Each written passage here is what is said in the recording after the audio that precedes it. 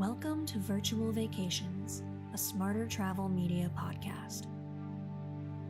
On this episode, we invite you to close your eyes, leave your bags unpacked, and join us on a relaxing walk through Paris. Before we go on this virtual vacation, take a minute to relax and breathe.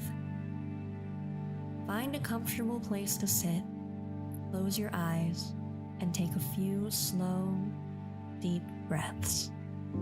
Feeling the inhale, the slight pause as the inhale turns to exhale, and then following the exhale to where it turns again into an inhale.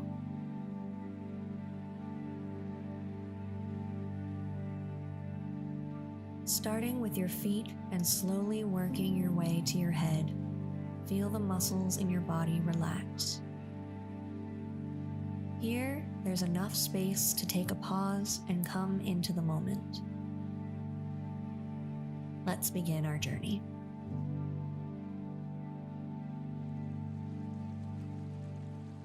Welcome to springtime in Paris. Let's go for a walk. It's late afternoon. A storm has just passed, leaving the city sparkling and the blue sky punctuated by puffy clouds. The trees are clad in blush-colored blossoms and tiny spring leaves, and the air is fresh and cool. You're on the left bank of the Seine River, standing in a tiny park that most people miss as they wander by. The square René Viviani has everything you expect in a Paris park: groomed paths, a fountain, beds of colorful flowers, and benches where people stop to rest and admire the view. But it's also home to a few unusual and special things.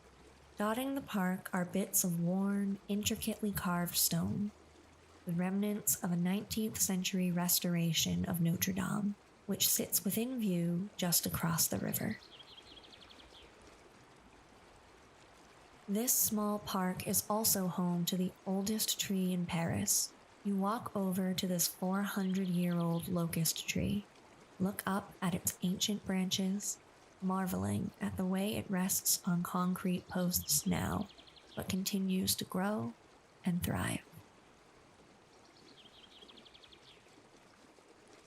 It's time to continue the walk, so walk out of the park via the wrought iron gates and make your way along the quay, admiring the view of Notre Dame. From here, you can see the flying buttresses and the restoration, but your destination is a cafe on the right bank, so you continue on, skirting the Ile de la Cité by walking along the bridge at its far edge. There are no crowds here, just a few people, like you, walking through the garden-like setting of the island's border. A few boats float lazily by, and it isn't long before you turn to cross onto the Ile Saint-Louis, taking in the sight of the two islands and both the right and the left bank of Paris, simply by standing still for a moment and turning in a slow circle. You continue your way, crossing the bridge and stepping onto the Ile Saint-Louis. You stroll by a restaurant and notice customers sitting outside again after the rain, settled into rattan chairs under the green awning, soaking up the late afternoon sun. As you pass, you hear the tinkle of cups on saucers. Follow the narrow Rue Saint-Louis-en-Lille, where the apartment buildings create a stately canyon. From here, you can't see the rest of the city, and the island feels so compact and quiet, it's almost like walking through a sleepy village. Even the sounds are dampened by the buildings around you. For a moment, you hear only birds and the occasional faraway sounding car. You slow down here, savoring a peaceful moment in the heart of this busy city, just enjoying being here in Paris on a walk on a beautiful day.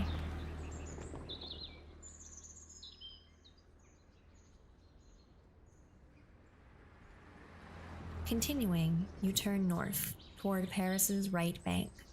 and cross the stone arches of the Pont Marie. You walk partway over the bridge, skirting the occasional puddle that reflects back the sky, and then pause and look out at the Seine. The river flows under you, shepherding sightseeing boats and barges along its waters, and creating a wide, open space that allows you to get a view of the ornate buildings bordering the river all the way to the horizon.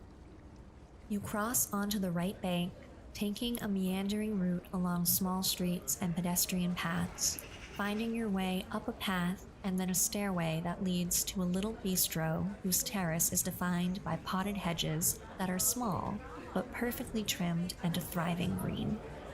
The smell of roasted chicken and frites floats in the air. A church looms up ahead on the left, and as you pass, you notice the door is propped open. You hear someone practicing the organ. It's a song you don't recognize, but whose notes are light and fleeting and remind you of spring.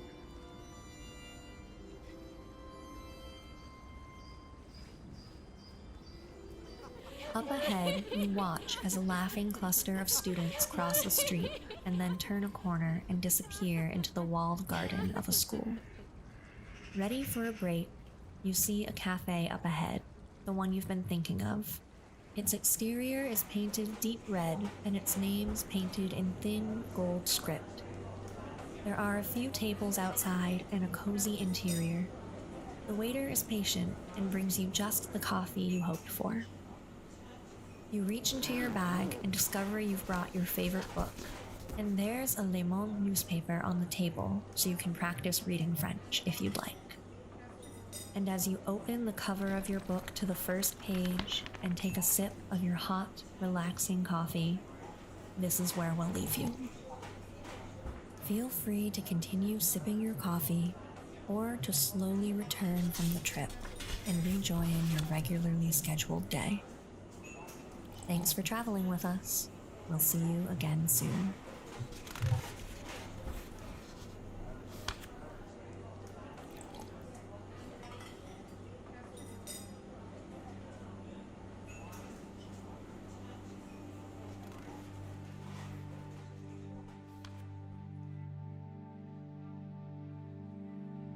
Virtual Vacations is a Smarter Travel Media podcast.